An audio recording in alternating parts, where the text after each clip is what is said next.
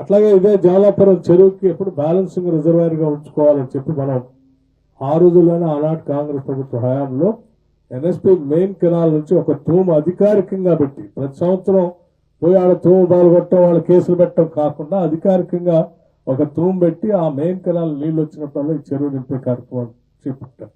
నేను balancing reservoir గా చేయాలని చేసుకుంటూ ముందుకు వచ్చి ఇప్పుడు కూడా నేను మళ్ళీ వస్తా ఉంటే రైతులు చెప్తా ఉన్నా చెరువులో నీళ్లు ఎండిపోయాయంటే రాలేదంటే నేను ఎప్పుడే ఎన్ఎస్పీ అధికారులతో కూడా మాట్లాడాను.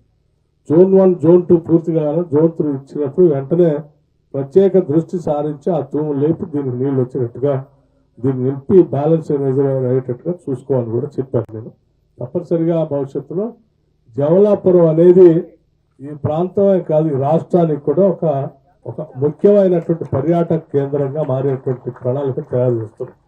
మనం ఇంకొంచెం ముందు పోతే ఇంకో ఇనిద్రమ చెరువు కూడా ఉంది. ఆ చెరువు కూడా చాలా బాగుంటుంది. 2 గుట్టల మధ్యలో అడవిలో అద్భుతంగా ఉన్నటువంటి ఆ చెరువు కూడా దానికి కూడా ఒక రోడ్డు వేసి అటు ఇటు పక్కన ఒక గుట్ట పైన పర్యాటక కేంద్రాలకు సంబంధించినటువంటి పర్యాటకులు రావడానికి కావాల్సిన వసతులు ఏర్పాట్లన్నీ చేసి దాన్ని కూడా మనం మ్యాప్ లో అంటే పర్యాటక మ్యాప్ లో ఈ ఇనిద్రమ చెరువుని జవలాపురం చెరువుని మొత్తం ఇంటర్నెట్ లో పర్యాటక దాంట్లో పెట్టేస్తాం.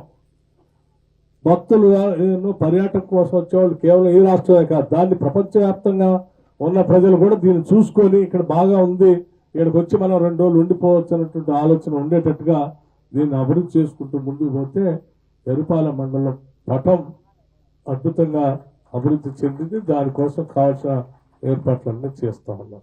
గతంలో ఈ జవలాపురం చెరువుకి గుట్టను ఎట్లా పగలగొట్టి రోడ్డు వేసాము. ఎరుపాలెం మండలం జవలాపురం నుంచి మొదలైతే ఎరుపాలెం హెడ్ క్వార్టర్ నుంచి మొదలైతే ఇటు నుంచి రైట్ సైడ్ నుంచి రేవుడిచెర్ల మీద నుంచి కొత్తపాలెం నుంచి మొదలైతే ఆ నుంచి అక్కడ ఉన్నటువంటి గట్ల గౌరవరావు వరకు రోడ్డు వేయాలి.